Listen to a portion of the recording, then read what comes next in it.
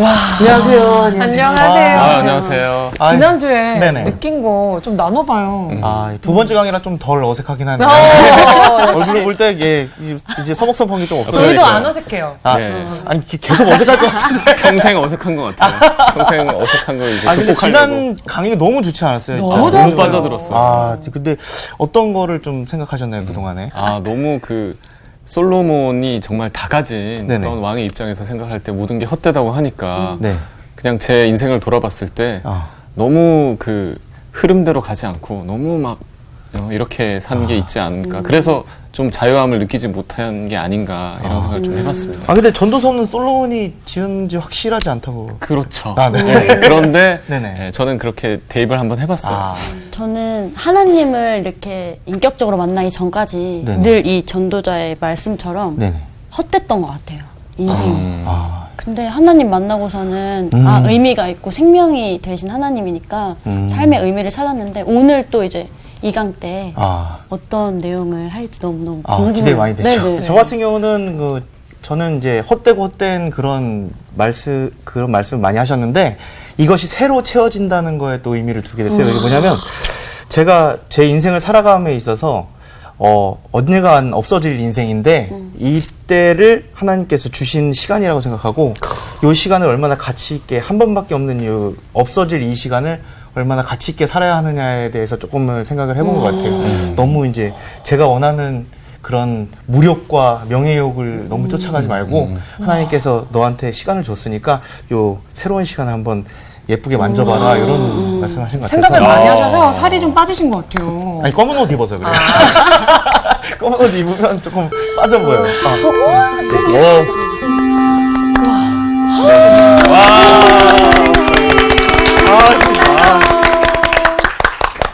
안녕하세요. 안녕하세요. 한 주 만에 만납니다. 기다렸습니다. 지난 말씀 너무 좋아가지고 네. 예, 계속 기다리고 있었습니다. 네. 진짜? 네네. 진짜. 네. 어떤 얘기하고 있었어요? 지난 말씀 중에 뭐 헛되고 헛된 것과 그리고 새롭게 채워지는 것에 대해서 저희가 이제 삶을 좀 나눠봤는데요. 아무래도 좀 짧은 시간인 만큼 더 소중해지는 걸 더 느낀 것 같아요. 이거를 얼마나 더 진짜 가치가 무엇인가에 대해서 좀 더 생각하게 돼보는 시간이었던 것 같아요. 네. 뭐 사실 이 헛됨이라고 하는 말이 젊은 세대들에게는 네. 좀 어렵게 느껴질 수 있어요. 왜냐하면 내적 기운이 막 샘솟음 치고 뭔가를 막 열정적으로 하려고 하는데 다 헛돼 이렇게 얘기하면 기운을 빼는 거잖아요. 그렇죠?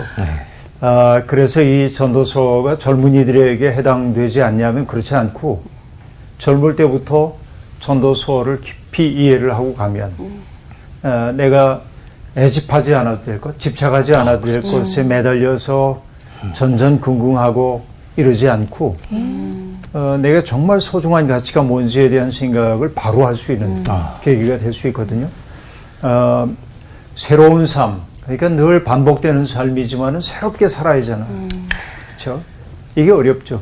여러분 새로울 신자 보면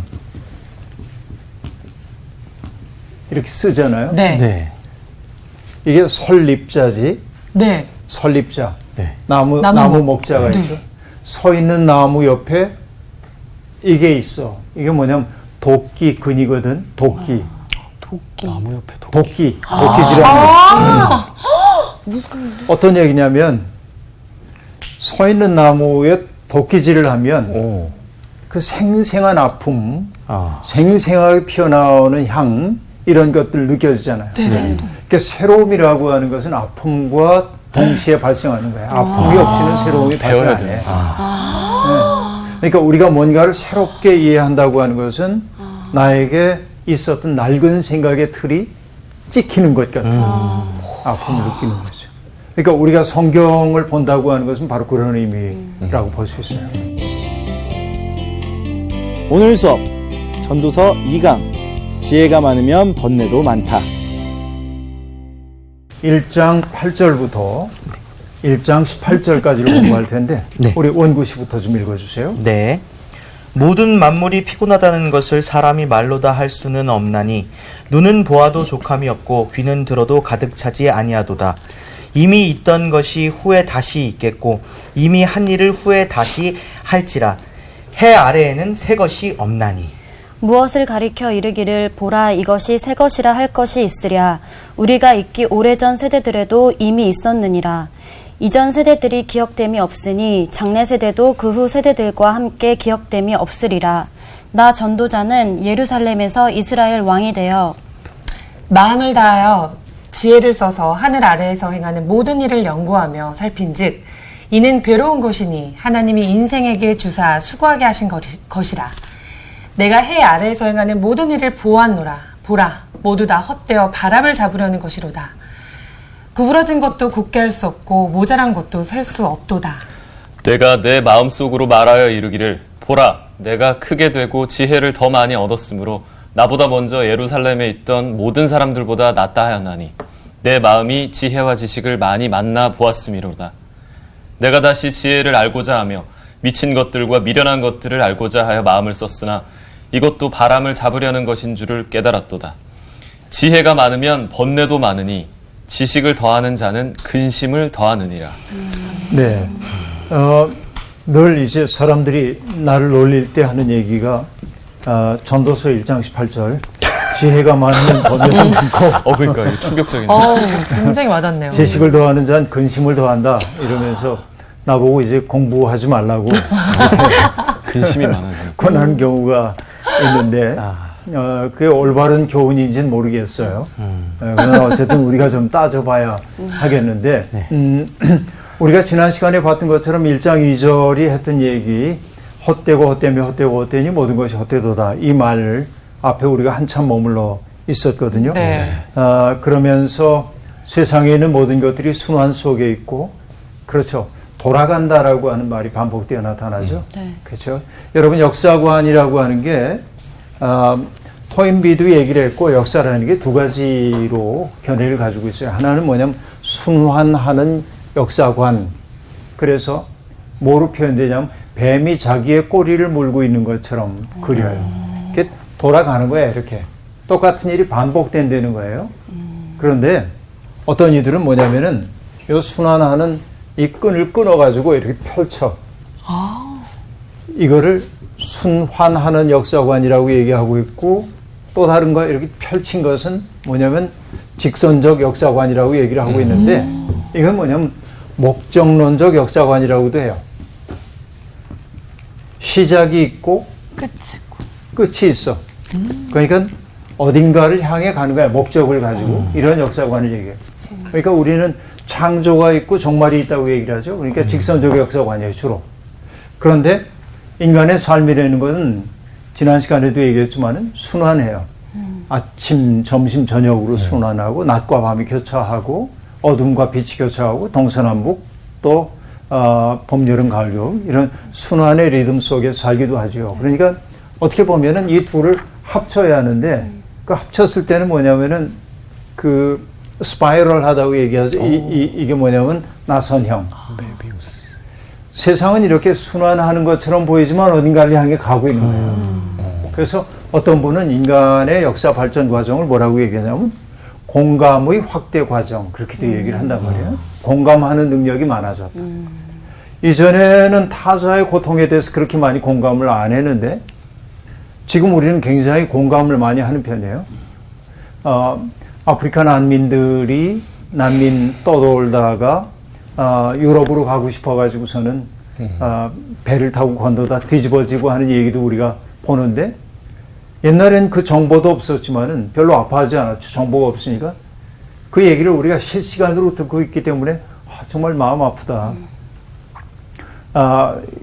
멕시코에서 미국 국경을 넘으려다가 아이가 아빠 이 옷자락 속에 갇힌 채 아빠와 아이가 함께 죽는 그런 모습 우리들이 보잖아요. 네, 맞습니다. 그럼 너무 뭐 가슴 아프고 이 문제를 어떻게 풀어내야 할까 고민하게 되고 그게 뭐냐면 공감의 확대 과정이란 말이에요.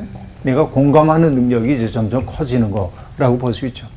그러니까 여러분 역사라는 건 순환하는 것처럼 보이기도 하지만은 어딘가를 향해 가고 있는데 결국은 이 끝에는 뭐냐면 하나님 나라, 그죠? 우리가 여기에도 이미 하나님 나라를 우리가 살지만 완성된 하나님 나라를 향해 가는데 그 나라에서는 뭐냐면은 너도 없고 나도 없고 내 고통이 내 고통이 되는 그런 세계, 내가 기뻐하는 건 내 기쁨이 되는 거고 그런 세계를 향해 우리가 나아가는 거죠. 한 걸음씩. 근데 늘 일직선으로 가지는 않아요. 역사라는 게. 가다 보면 후퇴한 것처럼 보이기도 하고 그렇죠. 그러나 또다시 정신 차려서 앞을 향해 나가죠. 그래서 이렇게 이런 나선형 구조로 역사가 발전해 간다 하고 말하겠는데 어쨌든 이런 모든 것들이 다 돌아가는 것처럼 보이고 이런 세상인데 그 때문인지 오늘 본문이 이렇게 얘기합니다. 모든 만물이 피곤하다는 것을 사람이 말로 다 말할 수는 없나니 만물이 피곤하대. 만물이 피곤하대. 왜 피곤하냐면 끊임없는 변화에 노출되어 있기 때문에 그래요. 여러분 우리가 피곤할 때 해야 하는 일이 뭐지? 피곤할 때 뭐 해요? 자야 됩니다. 쉬어야 되잖아요. 네네. 그죠? 그러니까 누워 있잖아요. 그러니까 누워 있다고 하는 것은 쉰다고 하는 것은 뭐냐면은 아무것도 하지 않는 거죠. 아무것도 하지 않아. 근데 아무것도 하지 않는 그것만으로 피로가 풀린다고도 얘기할 수 없어요. 우리의 삶의 경험이기도 합니다만은. 그러니까 만물이 피곤하다고 하는 이 전도자의 말 속에 담겨 있는 의미는 뭐냐면 이 세상 모든 것들이 무상함에 늘 그러하지 않고 항상 변화에 노출되어 있다는 거예요.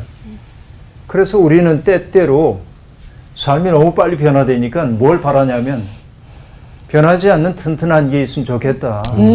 변하지 않는 것들에 대한 그리움이 우리 속에 있어요. 예를 들면 고향, 고향. 그러니까 여러분 그 김준태 시인의 시 구절에도 나오는 얘기입니다만 고향에선 우리가 넘어지고 자빠져도 풀과 흙이 마저 안아준대요. 이게 고향 아니에요? 그러니까 고향이라는 건 조만치에 있는데 그 고향을 생각하는 것만으로도 마음의 위안이 우리에게 오죠. 또 인간의 영원한 고향은 뭐예요? 어머니. 어머니. 네? 그 어머니라고 하는 이름, 그 어머니라는 그 단어를 내 속에서 발화하는 순간 내 속에 뽀얀 그리움이 솟아나오고 내가 이렇게 살면 안 되지, 내가 낙심하면 안 되지, 그런 생각. 어머니는 늘 그곳에 계신 존재처럼 느껴집니다. 어머니뿐이겠어요? 아버지들이 서운해할까봐. 네, 그런 거죠. 또 고향 산천 있잖아요. 그러니까 뭔가 늘 그러한 것이 없다고 하는 거. 이게 이제 우리의 삶을 참 힘들게 만들어요. 그게 사실입니다. 사실 모든 만물이 피곤하다는 게 실제로 그렇다는 얘기가 아니고 인간의 마음을 만물 속에 투영해 보니까 피곤하게 보이더라 하는 얘기입니다. 왜냐하면 모든 게 바뀌고 있기 때문에 그래요. 여러분 고대 그리스의 철학자인 헤라클레이토스라고 하는 사람은 여러분 들어본 말을 했어요. 분명히 들어봤을 거예요. 네. 사람은 같은 강물에 2번 들어갈 수 없다. 발을 담글 수 없다. 이것도 처음 들으시는구나. 난 들어봤어. 듣고 싶네. 네. 연배가. 아니 연배 얘기가 아니고 사람은 같은 강물에 2번 발을 들여놓을 수 없다는 얘기가 뭐냐면 물에 흘러가잖아요. 그렇죠. 그 물에 들어가서. 이제 물에 계속 들어갈 수 변하니까. 없지. 흘러가니까. 연배랑 상관. 근데 물만 변하는 게 아니야. 내가 여기에 발을 담갔다가 나왔다 다시 들어가는 나도 바뀌어 있는 거야. 이게 모든 것들이 이걸 뭐라고 만물 유전 모든 게 이렇게 흘러가고 있는 것이죠.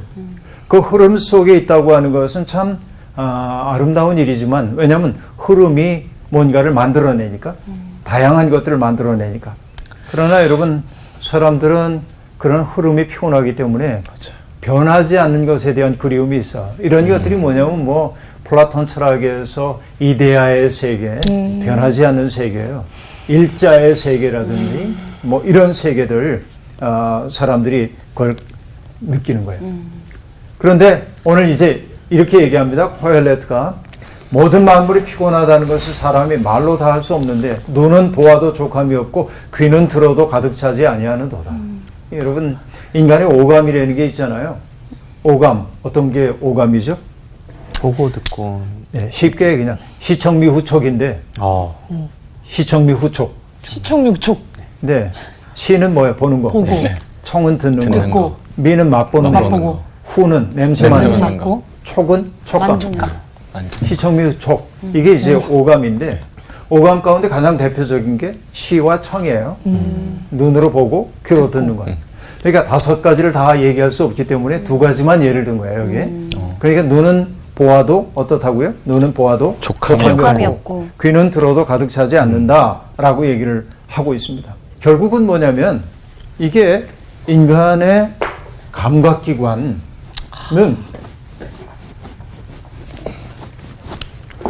인간의 어떤 우리는 이 감각기관을 가지고 살고 있는데 감각기관은 언제나 만족을 지향하는데 만족이라고 하는 건 없더라고요. 모든 감각기관이라는 게. 그러니까 눈을 보아도 족함이 없고 귀는 들어도 그죠? 뭐라고 얘기했어요? 가득 차지 않는다 이렇게 얘기를 합니다. 인간은 만족을 지향한다라고 하는 얘기는 뭘 의미할까요? 인간은 뭔가가 결핍된 존재이기 때문에 만족을 지향해. 채워지기를. 그죠? 인간이 결핍됐어. 내 속에 뭔가가 채워지기를 원해. 자, 원구 씨. 네. 배가 고프면 뭐 해야 되죠? 먹어야죠. 그죠? 이렇게 배가 고픈 상태를 뭐라고 얘기해? 결핍이야. 음식의 결핍인 상태지. 맞습니다. 내가 누군가를 유주 씨가 동준 씨하고 만났어요. 그리움이 있어 서로. 사랑했잖아. 아니야? 아유, 사랑했죠. 바로 웃음부터 나는 이유. 아니야. 정말 사랑해요. 정말 사랑해요? 네. 그러니까 사랑한다는 마음이 뭐겠어요? 그리움이야. 결핍. 내 어떤 존재에 대한 그리움이 사랑이란 말이야.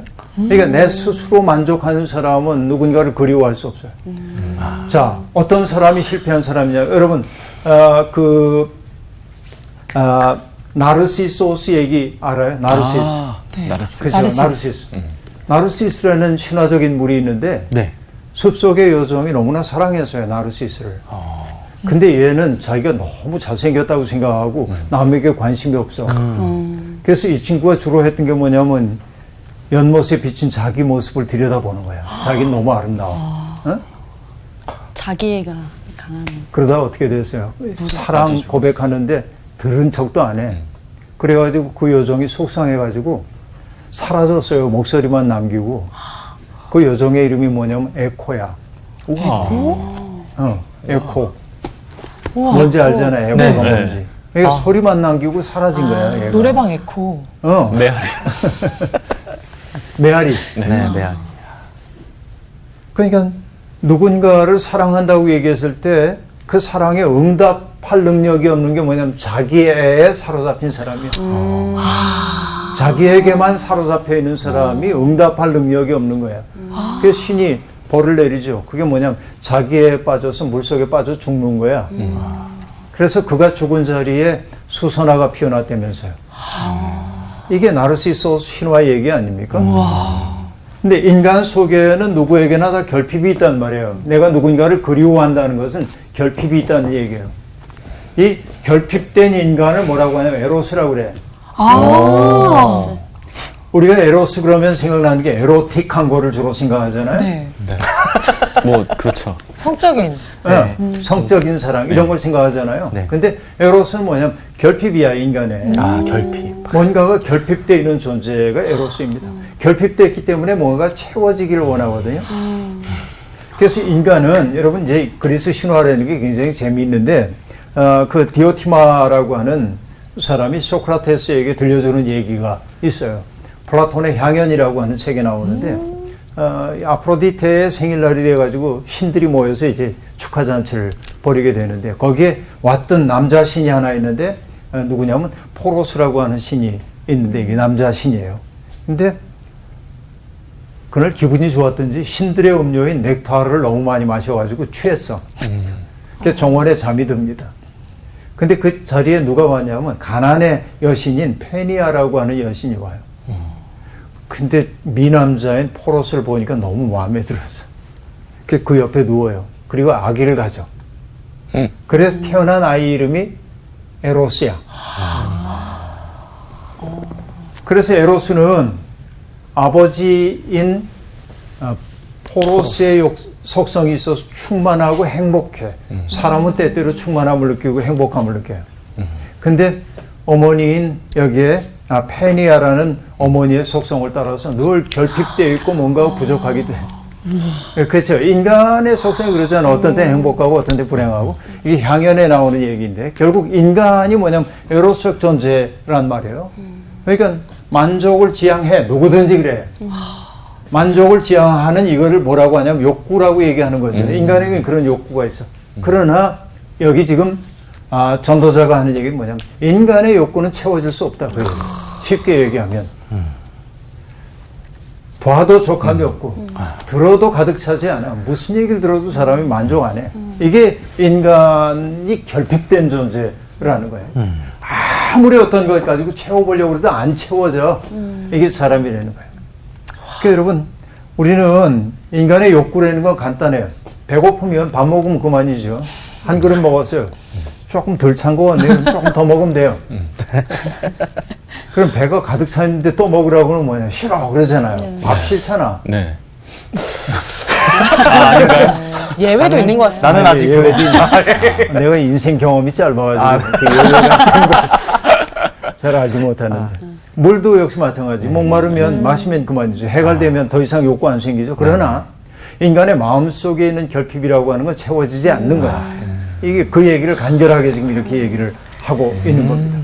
자, 기본적인 욕망이라는 게 채워질 수 없다는 얘기. 인간의 정신적 욕구라고 하는 건 채워지지 않아. 그 얘기를 했어. 그 다음에 뭐라고 얘기합니까? 이미 있던 것이 후에 다시 있겠고 이미 한 일을 후에 다시 할지라 해 아래는 새 것이 없나니. 여러분 해 아래에 새 것 없다 이 얘기 많이 들었잖아요. 네. 이런 얘기입니다. 사실 미래라고 하는 것은 전적으로 새로운 게 아니라 과거에도 경험했던 것들이 반복되는 경우가 더러 있단 말이에요. 그렇죠. 네. 세상이 다 그렇게 돌아가는 것 같아요. 현재는 그 속에 녹아들 뿐이죠. 네. 여러분 만족을 모르는 사람들은 결핍된 것을 채우기 위해 뭔가 늘 새로운 것을 갈구하지만 여러분 이것을 뭐라고 얘기하냐면 신상 욕구. 와. 많죠. 신상. 새로운 것. 신상. 새로운 상품. 또 새 거 나오면 이건 내가 해잖아요. 차지해잖아요. 그러나 여러분 내가 신상을 구매해가지고 누릴 때 잠시 동안 행복해. 그러나 여러분 금방 불행해집니다. 네. 왜? 또 다른 신상이 또 나오고. 이게 굴레야, 반복이에요, 이게. 그 얘기입니다. 늘 반복되고 있는 겁니다. 그러니까 이런 세상 속에 살면서 해 아래 새 것이 없어 보이는데 우리가 어떻게 인생을 의미 있게 살 수 있을까 고민이에요. 자, 또 봅시다. 여기 얘기합니다. 무엇을 가리켜 이르기를 보라 이것이 새 것이라 할 것이 있으랴. 우리가 있기 오래전 세대들에게도 이미 있었느니라. 이전 세대들이 기억됨이 없으니 장래 세대도 그 후 세대들과 함께 기억됨이 없으리라. 여러분 문물이라는 것은 끊임없이 새로워집니다. 지금 그 우리가 가지고 있는 휴대전화가 옛날엔 2G폰, 그 다음에 뭐가 나왔어? 폴더폰, 3G, 그 다음에 4G가 나왔고 지금은 어디까지 가요? 5G까지 오잖아요. 근데 이게 조금 휴대전화의 성능이 조금씩 나아진 게 아니라 세상을 바라보는 개념 자체가 완전히 바뀐 거거든. 이게 2G, 4G, 5G라고 하는 거는 우리로 얘기하면 뭐냐면 2G는 평면, 3G는 입체, 4G는 시간까지 들어가는 거고 5G는 차원이 달라지는 거예요. 세상이 완전히 지금 개념적으로 바뀌어가고 있는 거거든요. 세상을 바라보는. 그렇죠. 그러나 그런 문물이 변동되는 세상에 산다고 해서 인간의 기본적인 일들조차 변화되지는 않더라 그런 얘기예요. 맞아요. 인간이 인간되는 그런 일은 변화되지 않는 거예요. 그래서 칼 야스퍼스라고 하는 독일의 철학자가 있어요. 이분이 했던 유명한 얘기가 있는데 어떤 얘기냐면 인간의 정신이라고 하는 게 주님 오시기 전, 그러니까 BC, 요즘은 2까지 씁니다. before common era라고 그래서 이제 BCE 8세기경부터 2세기경 사이에 인간의 모든 정신이 만들어졌다는 거예요. 생각해보면 이때 여러분 알만한 사람들이 다 태어나요. 인도에서는 뭐 석가모니를 비롯해서 다 태어나고 또 이란 같은 데서는 조로아스터가 태어나고 어딘가 이스라엘 팔레스타인에서는 이사야 예언자로부터 예언자들이 등장하기 시작하고 그렇죠. 동양에서는 춘추전국 시대의 현인인 공자, 맹자, 장자 뭐 이런 이들이 다 태어나. 그러니까 인류의 정신사에서 가장 위대한 사건들은 이때 벌어지고 지금도 우리는 뭐 하냐면 소크라테스가 말이야, 플라톤이 말이야, 맞아요. 공자님이 말이야, 맹자님이 말이야, 이거 얘기하잖아요. 네. 그러니까 지금 우리가 하는 모든 정신적인 활동이라고 하는 게 이 굴레에서 벗어나지 못하고 있는 거지. 진짜 신기하다. 그죠? 이게 참 절묘한 얘기 아니에요. 그래서 저걸 뭐라고 했냐면 차축 시대라고 얘기해서 차축 시대. 지구가 여러분 축을 중심으로 해서 뭐 23.5도인가요? 이렇게 기울어서 돌잖아요. 네, 자전. 요 차축이 만들어졌다는 거야, 이때. 정신의 차축이 그때 만들어졌다고 얘기를 합니다. 그러니까 문물은 새롭지만 인간의 정신과 관련된 건 별로 새로운 건 없다. 근데 여러분, 성경은 우리에게 끊임없이 새로운 것에 대한 이야기를 하거든요. 전도서 빼놓고는 뭐라고 말하냐면 보라 내가 새 일을 행하리니 이제 나타낼 것이라 이사야서에 등장하는 말이에요. 하나님은 언제나 새로운 일을 만드신단 말이에요. 낡아버린 세상에 새로운 것 만드는 분입니다. 예레미야에서도 얘기합니다. 나 여호와가 말하노라 보라 날이 이르리니 내가 이스라엘 집과 유다 집에 새 언약을 세우리라. 새로운 거. 여러분 새로운 건 좋잖아요. 근데 전도자는 지금 뭐냐면 그래 그런 거 새롭기도 하지. 그러나 다 있던 거야. 이렇게 말하는 격 아니에요 지금. 그리고 그걸 뭐라고 지금 말했냐면 그 헛됨을 뭐라고 하냐면 기억되지 않을 거다.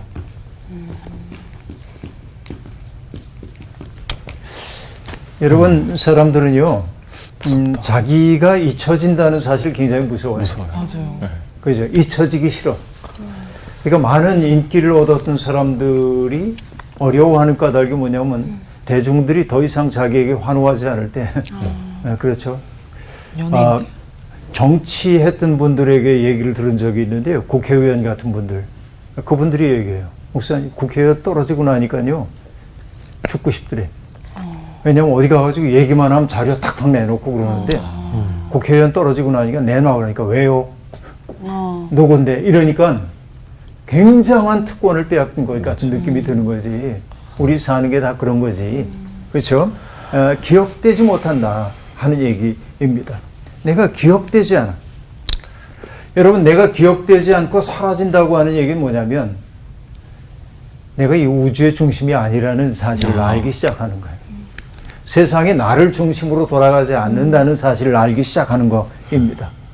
그래서 여러분 그게 불안해진 사람들은 뭐냐면 이 시간이 멈추었으면 좋겠는 거예요. 맞아. 그런 사람 많아. 시간아 멈추어다.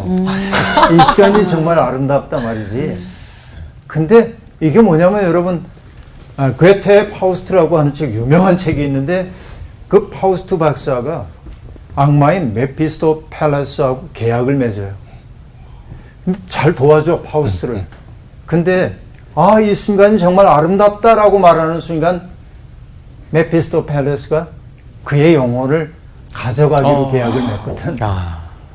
이게 뭐냐면 어떤 순간 이 순간이 정말 좋아라고 얘기하는 순간 전락이 시작되는 거예요. 어떻게 보면 이게 인간의 삶인 거예요. 이게. 그러니까 여러분 살아가면서 인기에 연연하지 말고 내가 우주의 중심 아니라는 거 알아차리고 새로운 게 뭐가 있겠어. 이렇게 생각을 해야 돼요. 그러니까 여러분 결국 모든 것이 부질없다는 얘기일까요? 그런 얘기 아니고 네. 전도자가 우리에게 들려주라고 하는 건 뭐냐면 그렇기 때문에 과거의 기억에 매여가지고서는 전전긍긍하지도 말고 아직 오지도 않은 불확정적인 미래 때문에 불안해하지도 말고 오늘이라고 하는 이 시간을 어떻게 살 것인지를 고민해 보라는 거예요. 이게 이제 전도서에서 가장 중요해요. 자, 12절로 가보겠습니다. 이렇게 말합니다. 나 전도자는 예루살렘에서 이스라엘 왕이 되어 마음을 다하며 지혜를 써서 하늘 아래에서 행하는 모든 일을 연구하며 살핀즉 이는 괴로운 것이니 하나님이 인생들에게 주사 수고하게 하신 것이라 라고 얘기합니다. 여러분, 이 왕 괜찮은 왕이에요. 힘과 권력을 추구하지 않고 뭘 했다고 얘기해요? 마음을 다하며 지혜를 써서 하늘 아래에서 벌어지는 일을 이해하려고 했대. 이게 참 중요한 거예요. 어?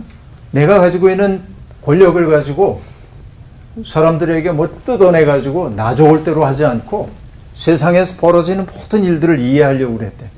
마음을 다하여 라고 하는 단어, 마음이라는 단어는 레브라고 하는 단어인데 이건 마음, 심장, 정신 그런 뜻이고요. 그러니까 내 심장을 다하여서 뭘 했어요? 뭔가 하늘 아래서 벌어진 일을 이해하려고 했어요. 지혜는 호크마인데 이것은 인간이 가지고 있는 예술적이고 기술적인 모든 재능들을 의미하는 것인데 자신이 가지고 있는 실용적 기술과 추상적인 모든 지식을 다 동원해 가지고 뭔가를 추구하고 알려고 했다는 거예요. 이해하려고 애를 썼어요. 괜찮은 왕이에요. 그런 왕이에요. 여러분 동양의 경전 가운데 대학이라고 하는 경전이 있는데 선비들이 추구해야 할 것이 8.5, 8가지가 있다고 얘기를 합니다. 앞에 4가지는 여러분에게 약간 낯설 거고 뒤에 4가지는 익숙해요. 내가 얘기해 볼게. 네. 수신제가 지구 평천에서 들어봤죠? 네. 이게 8.5 가운데 뒤에 나오는 4가지예요. 근데 그 전에 4가지가 있는데 그게 뭐냐면 경물, 치지, 성의, 정심 4가지를 얘기해. 그리고 수신제가 지구 평천하 이렇게 얘기한단 말이에요. 그러니까 경물이라고 하는 게 뭐냐면 세상에 있는 것들을 하나하나 이해하려고 노력하는 거야. 꽃을 바라보고 꽃들이 피어나는 것, 그 꽃들이 암술과 수술이 있는 것, 벌들이 와가지고서는 이것을 수정하는 거, 뭐 이런 것들, 꿀 채취해가는 거, 이것들을 이해하기 위해 애를 쓰고 결국 그것을 잘 살핌을 통하여 경물 다음엔 치지, 알매 이르게 되는 거예요. 그걸 알게 될 때 내가 함부로 살 수 없다는 사실을 알게 돼. 세상이 온통 신비하거든. 그러니까 뭐냐면 뜻을 성실하게 이루며 사는 게 이게 성의 공부야. 내 마음을 아주 성실하게 삶에 임하게 되는 거예요. 그때 내 속에 뭐냐면 마음이 바라지는 거예요. 정심이야. 그 다음에 해야 하는 일은 뭐냐면 수신제가 지구평천하로 가는 거죠. 이게 이제 무엇보다 중요하다고 얘기할 수 있어요. 근데 이 이스라엘 왕이 했던 것이 뭐냐면 바로 그런 일들을 이해하기 위해서 굉장히 부단히 애를 썼다는 겁니다. 그렇죠? 그런데 결국 자기의 공부 끝 결론이 뭐냐면 이는 괴로운 것이니 하나님이 인생들에게 주사 수고하게 하신 것이라 하고 얘기합니다. 왜 괴로운 것일까요? 그 까닭은 뭐냐면 알려고 했지만 알 수 없어. 세상에서 벌어지는 일을 내가 다 이해할 수가 없는 거예요. 그렇죠. 누가 다 이해할 수 있겠어요? 노력은 하지만 이해할 수 없죠. 이것을 이제 깨달았다는 거예요. 이 얘기는 뭐냐면 유한성의 자각입니다. 내가 어떤 권한을 가지고 뭘 해봐도 어떤 지혜를 가지고 해도 하나님이 하시는 일을 내가 다 할 수는 없더라. 그래서 14절 15절이 얘기합니다. 내가 해 아래에서 행하는 모든 일을 보았노라. 보라 모두 다 헛되어 바람을 잡으려는 것이로다. 구부러진 것도 곧게 할 수 없고 모자란 것도 셀 수 없도다 라고 얘기합니다. 세상에는 내가 제 아무리 유능해도 바꿀 수 없는 게 있다. 그 사실을 알게 되었다는 거예요. 그리고 존재하지 않는 것들을 존재로 불러내는 일도 내 능력이 아니더라. 그러니까 예를 들면 이런 겁니다. 연희애 씨를 내가 봤는데 연희애 씨 속에 아름다운 삶의 가능성이 만약에 없다면 내가 아무리 불러내도 나올 수가 없는 거야. 저 사람 속에 있는 것은. 그죠? 그러니까 인간이 할 수 있는 일이 너무 없더라. 이걸 이제 자각한 거예요. 자기의 모든 지혜와 권능을 통해서 그렇게 자각하고 나니까 뭐냐면 나는 창조주 하나님의 신비 가운데 있는 일부이지 내가 창조주가 아니야. 내 삶의 주인이 내가 아니야. 내가 역사의 중심이 아니야. 이걸 이제 점점 깨닫기 시작하는 거예요. 여러분 이게 헛됩니까? 아니요, 굉장히 중요한 깨달음이에요. 이런 것들이. 그렇죠. 그러니까 진정한 지혜는 굽은 것을 바르다고 선포하는 게 아니에요. 뭐 하냐면 굽은 것을 굽은 것으로 인식하되 굽은 것 가지고 내가 뭘 할 수 있을까를 생각하는 게 지혜야. 예. 이게 무엇보다 중요해요. 그러니까 전도자는 이게 왜 구부러졌지? 여기에 대한 설명에 별로 관심이 없어요. 이제는. 이걸 내가 바로 잡을 수가 없어. 우리가 이렇게 얘기하면 안 돼. 너 왜 그렇게 생겨 먹었어? 이미 그렇게 너 왜 생겼는데. 그렇게 생긴 거야? 저만 보고 이미 얘기하죠. 자꾸 저를 보고. 그러면 안 되지. 왜 그렇게 생긴 거야? 그러게요. 요즘은 뭐 그렇게 생긴 것도 바꾸고 그럽니다. 근데 여러분, 이 전도자는 그것을 바꾸는 것은 우리의 능력 밖. 우리가 해야 하는 일은 뭐냐? 그것을 내 삶으로 받아들이고 어떻게 살 것인가. 여기에 집중해야 된다고 얘기하려고 하는 겁니다. 자, 그 다음 보면은요. 내가 내 마음속으로 말하여 이르기를 보라 내가 크게 되고 지혜를 더 많이 얻었으므로 나보다 먼저 예루살렘에 있던 모든 사람들보다 낫다 하였나니 내 마음이 지혜와 지식을 많이 만나 보았음이로다. 내가 다시 지혜를 알고자 하며 미친 것들과 미련한 것들을 알고자 하여 마음을 썼으나 이것도 바람을 잡으려는 것인 줄을 깨달았도다. 자, 지혜를 얻었어요. 세상에 있는 모든 지혜를 얻었어요. 마치 여러분 그 솔로몬도 이제 세상의 모든 지혜를 얻었거든요.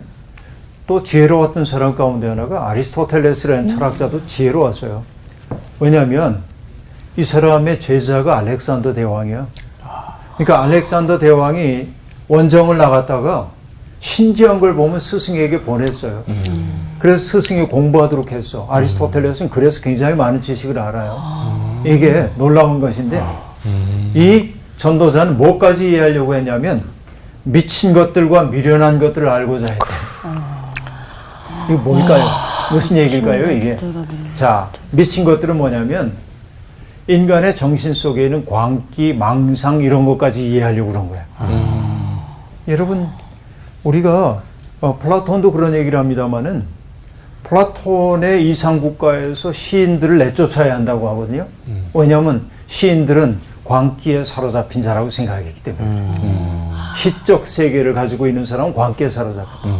그러니까 사람들이 광기를 가진 사람이 창조적인 일들을 해내거든. 맞아요. 그러니까 이 코헬렛 전도자는 광기의 본질이 뭐냐. 이것도 이해하려고 해서.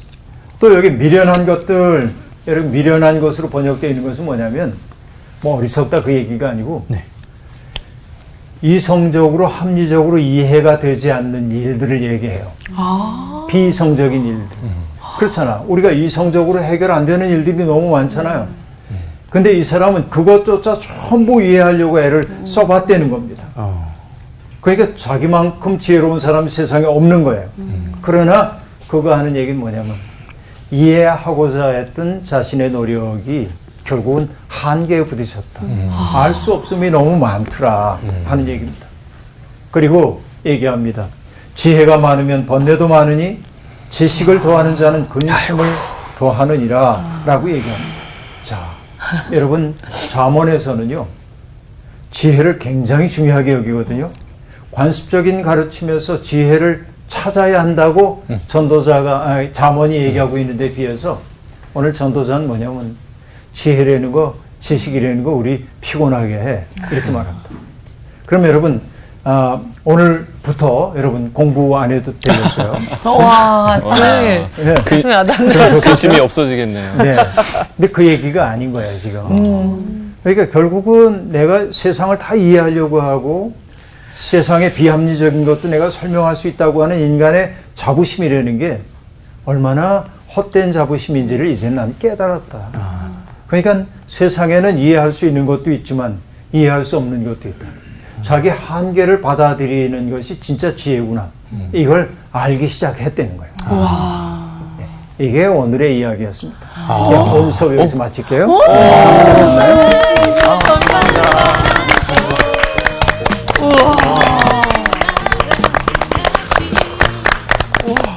오늘도 굉장히 뭔가 그 숙제를 내주시고 가는 느낌으로 뭐 생각을 남겨주시고 가는 것 같은데 세시네요. 오늘 강의 어떠셨어요? 아, 정말. 네. 네. 무엇을 느끼셨나요?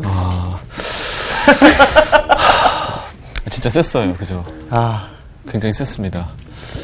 사람마다 결핍 욕구가 있다고 하잖아요, 에로스. 저는 결핍 욕구가 되게 많았었던 것 같아요. 그거를 깨달았어요, 오늘.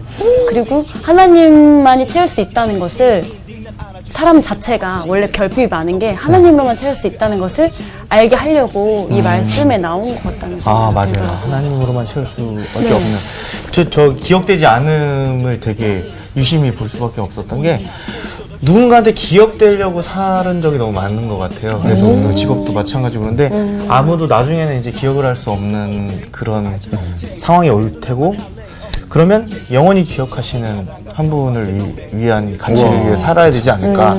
라는 그런 거를 또 생각을 했고 짧게 다 지나가잖아요.